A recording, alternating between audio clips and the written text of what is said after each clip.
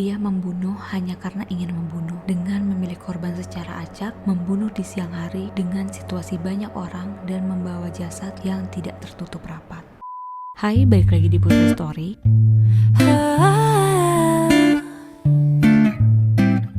Pada Jumat 19 Maret 2006, Paige Doherty yang saat itu berusia 19 tahun menginap di rumah temannya. Pada hari Sabtu sekitar pukul 8 pagi, Doherty harus meninggalkan rumah temannya dan berjalan kaki menuju halte bis untuk bekerja paruh waktu di sebuah salon. Tapi anehnya, Doherty tidak pernah datang ke tempat kerjanya di hari itu. Teman kerjanya pun mencoba menghubungi Doherty, tapi tidak ada jawaban. Karena tidak ada jawaban, teman kerjanya pun mencoba menghubungi ibunya Doherty, Pamela. Tetapi ibu juga tidak tahu di mana ia sekarang. Pamela khawatir dan langsung melaporkannya kepada kepolisian. Polisi mulai melakukan pencarian, dan di hari kedua Doherty menghilang, akhirnya ia menemukan Doherty yang sudah menjadi jasad terbaring di pinggir jalan yang penuh rerumputan berjarak 2 mil dari halte bis. Jasad Doherty cukup parah, di mana ia mendapatkan 60 luka tusukan, 146 bekas luka pisau di seluruh tubuhnya, dan 43 bekas luka pukulan di kepala. Dari luka tersebut, terlihat Doherty sempat melakukan perlawanan. Polisi mengatakan jika kondisi jasad seperti itu karena dendam atau seksualitas, dan biasanya antara korban dan pelaku saling mengenal. Polisi mulai menyelidiki orang-orang di sekitar, dan menurut keterangan dari salah satu pemilik toko, ada tukang roti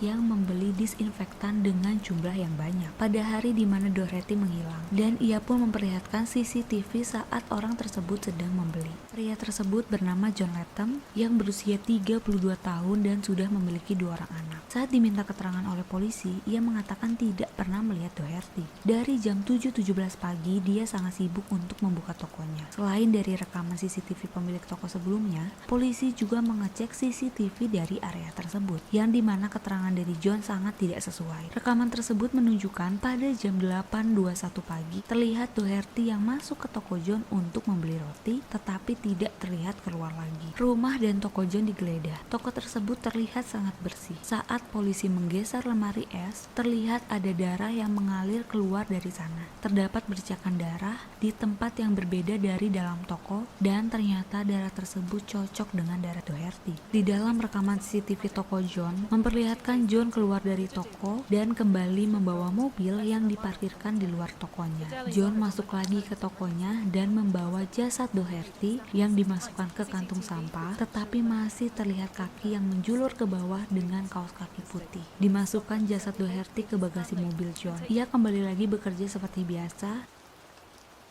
dan pulang ke rumahnya. Malam hari ia kembali lagi ke toko untuk membersihkan darah-darah Doherty.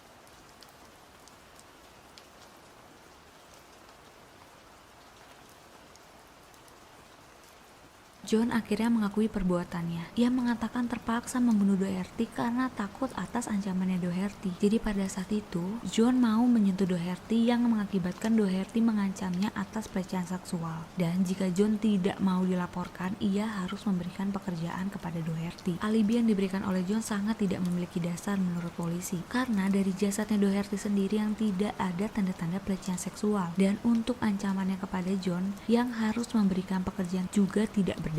Doherty sendiri sudah memiliki pekerjaan, bahkan sampai detik terakhir hidupnya ia sedang mau berangkat bekerja. Bahkan John dan Doherty sendiri tidak saling mengenal secara pribadi. John sampai saat ini tidak mau memberikan alasan yang pasti mengapa ia membunuh Doherty. Intinya dari kasus ini tidak ada motif yang jelas mengapa John membunuh Doherty. Seolah-olah John membunuh hanya karena ingin membunuh saja dengan memilih korban secara acak. John dijatuhkan hukuman seumur hidup, tetapi karena ia mengajukan banding, maka dipotong masa tahanan. Banyak orang yang tidak setuju. Menurut mereka, John adalah orang yang menyeramkan dan juga sadis karena melakukan pembunuhan di siang hari dengan situasi banyak orang dan membawa jasad yang tidak tertutup rapat. Seolah-olah ia tidak takut untuk ditangkap.